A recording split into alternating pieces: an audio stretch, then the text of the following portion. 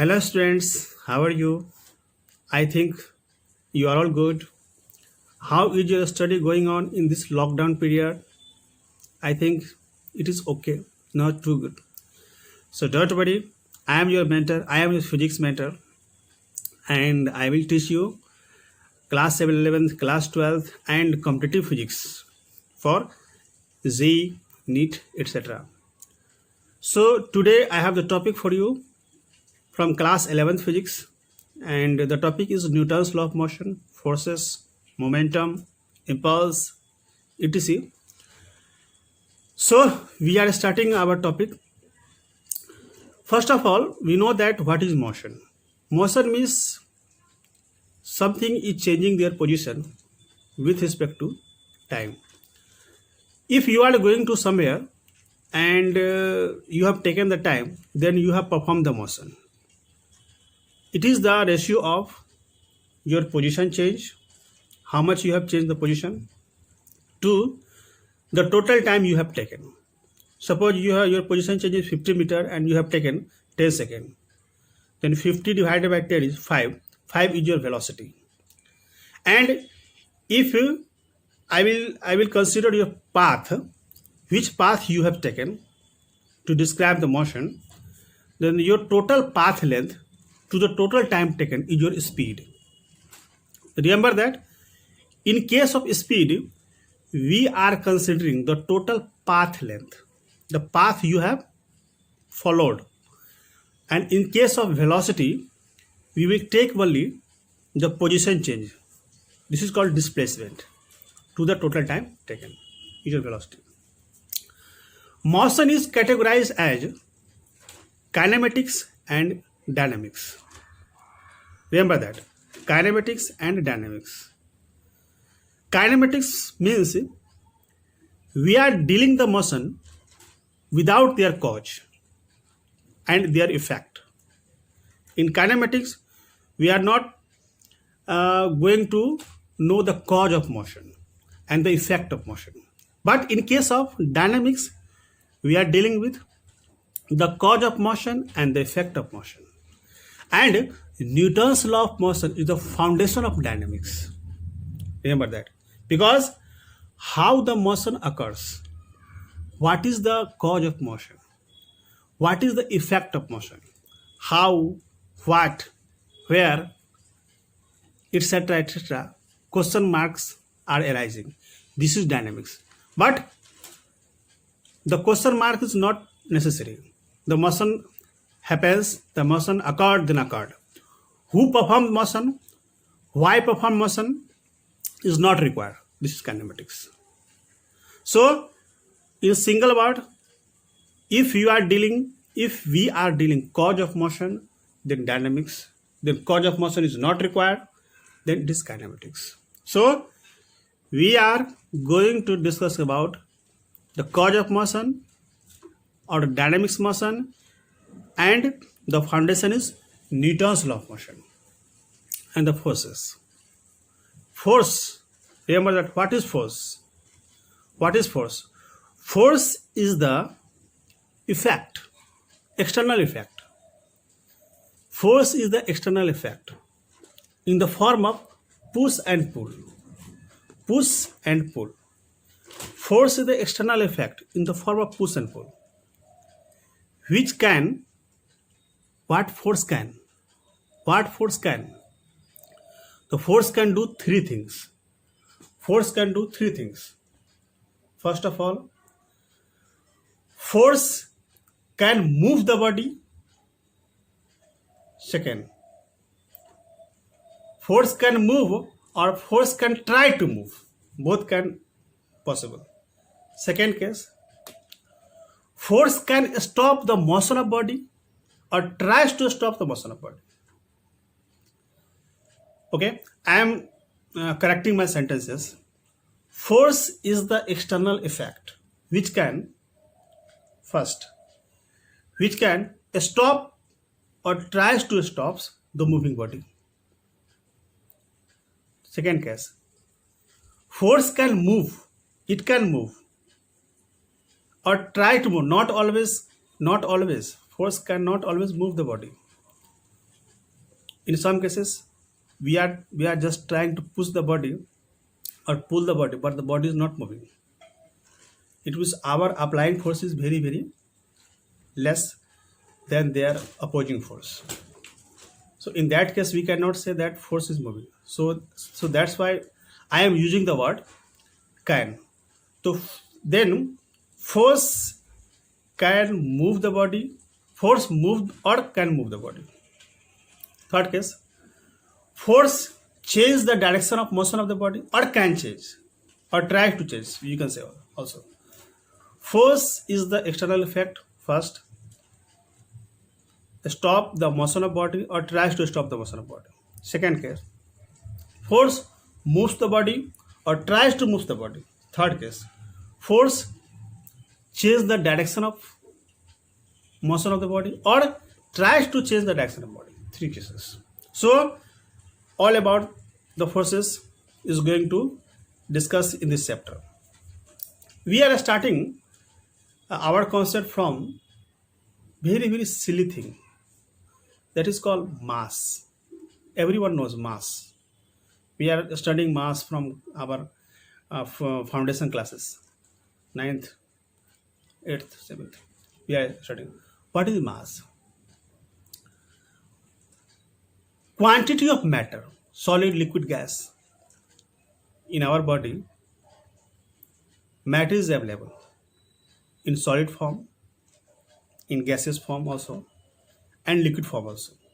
If we will add all the amount of solid, liquid and gases in our body, then we can say the final answer will be called our mass. The mass is the quantity of matter contained in the system or in other body.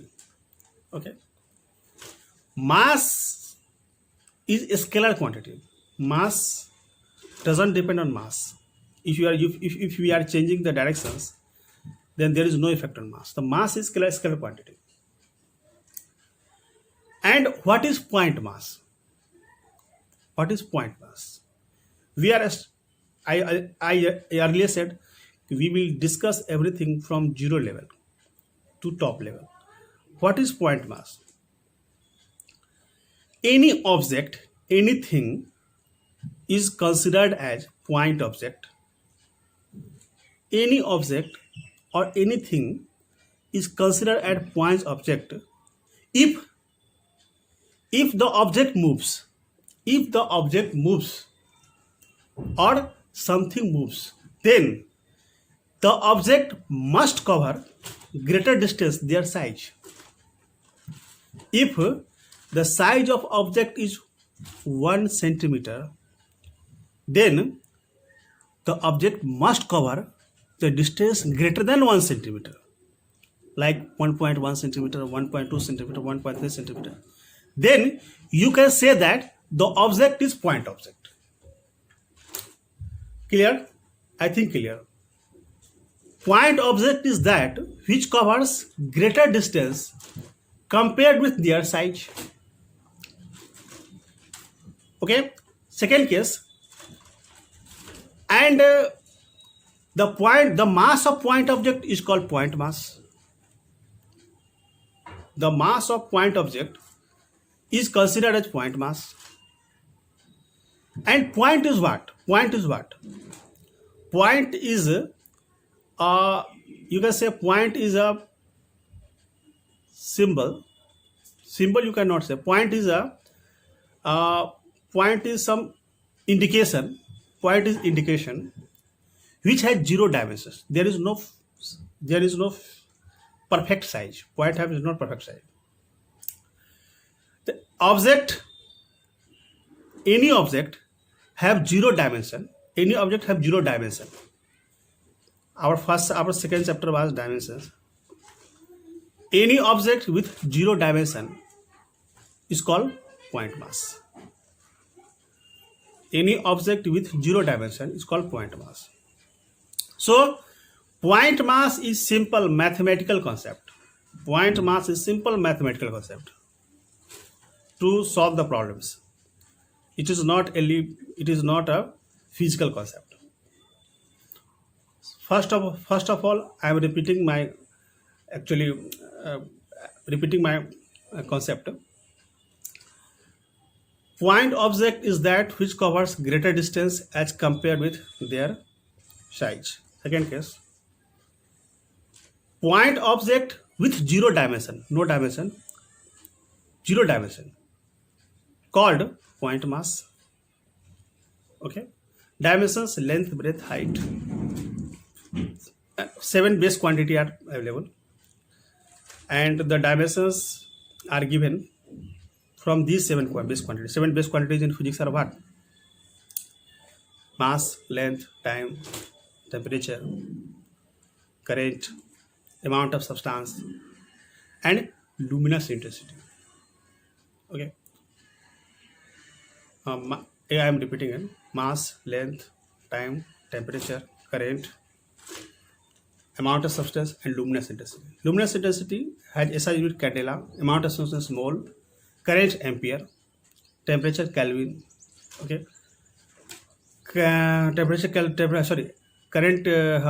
Kelvin, then mass kg, length meter, time second, etc. So any object with zero dimension is called point mass. So clear about point masses. Now we will going to discuss about inertia. What is inertia? Because this chapter is all about inertia. If you don't know inertia, then you have some problem. You will have some problem to learn this chapter. So our intention will be to clear the concept of inertia first of all. Then definitely the next topic will be based on this concept. So next topic will be very easier. Inertia. Suppose someone is doctor. Then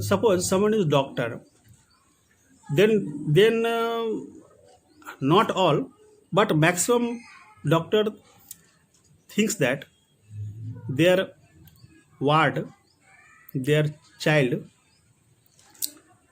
should be a doctor, and their child again should be a doctor. You all know about inherit property. Okay, suppose their grandfather, his grandfather was IAS officer. Then his grandfather thinked his father should be also IAS officer, and child also IAS officer. Then serial by serial, the inheritation quality is building up. So inertia is also inherit property. Suppose inertia is available in wood. Then all the product coming from wood have also inertia. Like paper has also inertia. Chair has also inertia. Table has also inertia. A stick has also inertia. These are inherent property. So actually, what is inertia? Suppose you are trying to change the configuration of the body, shape of the body, size of the body. Then you have to apply the force. If you want to change something, then you have to apply the force. And the force you will apply is called external force. Applied force. The force you will apply is called applied force or external force. And the body will oppose your force. The body is oppose your force. Why the body will oppose your force? Because this is their natural property. To oppose. So you are applying the force and body is opposing your force. Your force is called applied force and their opposing force is called reacting force. And that opposing nature is called inertia. The inertia is inherent property of all the body, in which the body opposes their change of state. The change of state. State means the body is the body is in some condition. Suppose the body is at rest, suppose the body is in motion, then that condition is the state of the body. And the body does not want to change their state without itself, because the body has inertia. The inertia is the property of the body in which the body opposes their change of state. Okay, remember that. Inertia is opposing property of all the bodies. Inertia is available in everything, solid, liquid, gases, everything. Inertia is opposing property. Remember that if you are changing or try to changing the shape, size, etc., of anything, then anything will oppose your action. Then their opposing nature is called inertia. In this case, in this chapter, we will discuss. Our definition of inertia will be: inertia is the opposing property of all the bodies in which the body opposes their change of resting condition or change of uniform motion or change of state of their uniform motion along a straight line. Now we are just dealing some points about inertia. Inertia is only property, internal property. Inertia is only property of the body. This is not a physical quantity like force, mass, length, time, temperature. Inertia is not a physical quantity. Inertia is only property of the body. And in physics, you all know those quantities which are not physical quantity have no unit and no dimension. So inertia is not a physical quantity, so it has no unit and no dimension. Inertia is only quality, property. Yeah, remember that. Inertia is only property. It is not a physical quantity. So inertia has no unit and no dimension. Number 2, inertia have, I already said that property number first, inertia is not a physical quantity. It is only property. Property number 2, it has no unit and no dimensions. Number 3, inertia only depends on mass. From where the inertia comes? Inertia comes from mass. Remember that. And from where the mass comes? No one knows. Extensive property. So inertia depends only on mass. Mass increases, inertia increases. Inertia does not depend on velocity. The body which has greatest velocity, then the body have greatest inertia. Not possible. So remember that inertia only depends on mass. The body which has highest mass had highest inertia. So inertia is inherent property. Inertia is not a physical quantity. Inertia has no unit, no dimension. Inertia only depends on mass. The body which has highest mass has highest inertia. And in our next session, we will discuss about types of inertia. So thank you very much.